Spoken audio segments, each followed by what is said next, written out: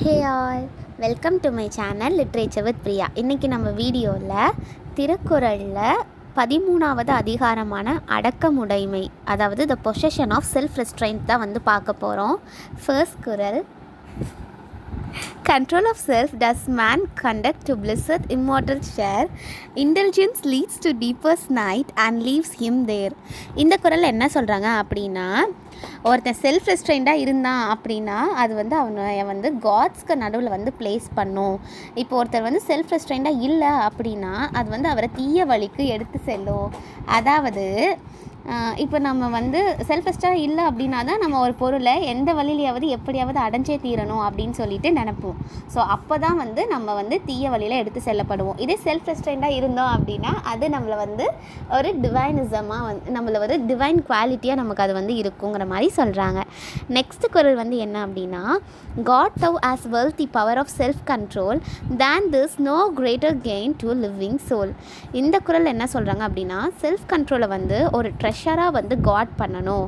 Because self restrain, அதாவது self கண்ட்ரோலில் மாதிரி ஒரு வெல்த் வந்து இருக்கவே முடியாது அப்படிங்கிற மாதிரி சொல்கிறாங்க. அது வந்து ரொம்ப ஒரு வேல்யூபிளான குவாலிட்டி. ஸோ அதை வந்து பாதுகாத்து வச்சுக்கோங்கிற மாதிரி சொல்லியிருக்காங்க.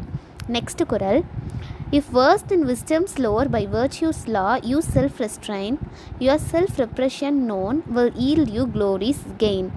இதில் என்ன சொல்கிறாங்க அப்படின்னா, செல்ஃப் கண்ட்ரோல் வந்து நாலேஜ் அப்படிங்கிறத அறிஞ்சு யார் ஒருவர் எந்த விதமான சூழ்நிலையிலும் தன்னைத்தானே வந்து அடக்கமாக வந்து வைத்து கொள்கிறாரோ அது வந்து மித்த பீப்புள்கிட்ட இருந்து அவரை வந்து ஒரு தனித்துவமாக வந்து எடுத்து காமிக்கும். அதே மாதிரி ஈவன் வைஸ் பீப்புள் கூட அவரை வந்து ரெஸ்பெக்ட் பண்ணுவாங்க அப்படின்னு சொல்லி சொல்கிறாங்க.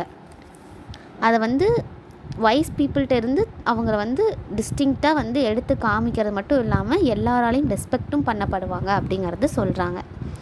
Next Kural: In his station all unswerving, if man self subdue, greater he than mountain proudly rising to the view.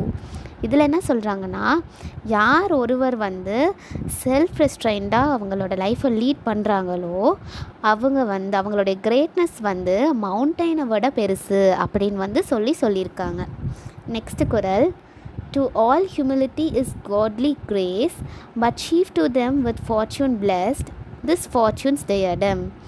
இந்த குறள் என்ன சொல்கிறாங்க அப்படின்னா, அந்த செல்ஃப் ரெஸ்ட்ரெயின் அப்படிங்கிற குவாலிட்டி வந்து எல்லாருக்குமே வந்து ஒரு மதிக்கத்தகுந்த ஒரு வேல்யூபிளான ஒரு குவாலிட்டி தான். பட் ஈவன் அது வந்து ஒரு ரிச் பீப்புள் வந்து பொசஸ் பண்ணுறாங்க அப்படின்னா அவங்களுக்கு அதோட ஒரு மிகப்பெரிய ரிச்னஸ் இருக்க முடியாதுங்கிற மாதிரி இந்த குறளில் வந்து சொல்லியிருக்காங்க.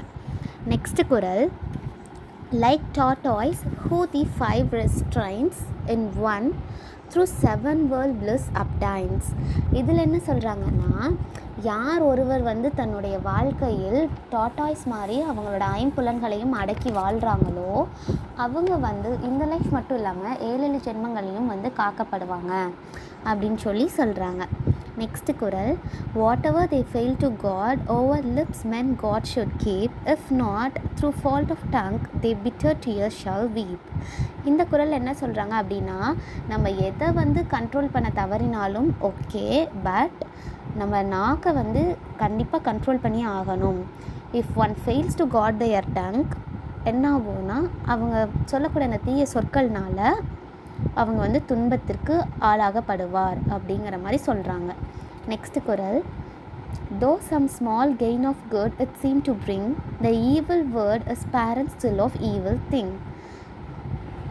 அதாவது ஒருத்தவங்க வந்து சொல்லக்கூடிய அந்த ஒரு தீய சொல் வந்து அவருடைய இதுக்கு முன்னாடி பண்ண எல்லா நல்ல விஷயங்களையும் வந்து சேர்த்து மறைச்சிரும். அவருடைய கேரக்டர், அவருடைய குட்னஸ், அவரோட குவாலிட்டிஸ் எல்லாத்தையுமே வந்து ஒரு கொஷனபிளாக வந்து மாற்றிடும்.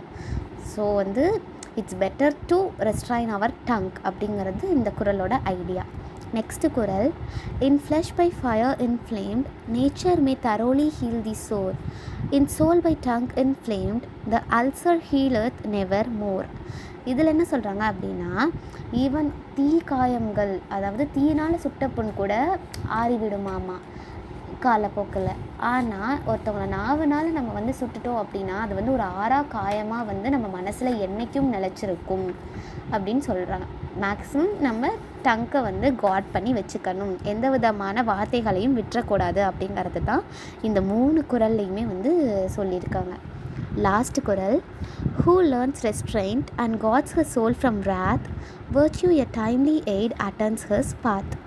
இந்த குறள் என்ன சொல்கிறாங்க அப்படின்னா, எவன் ஒருவர் நல்லா கல்வி கற்றறிந்து தன்னைத்தானே வந்து அடக்கமாகவும் வைத்துக்கொண்டு கோவத்தில் இருந்து அடக்கி வைத்து காத்து கொள்கிறானோ அவன் வந்து அவனுடைய வழியில் அந்த அறக்கடவுளே வந்து நிற்பார் அப்படிங்கிற மாதிரி இந்த குறளை வந்து சொல்லியிருக்காங்க.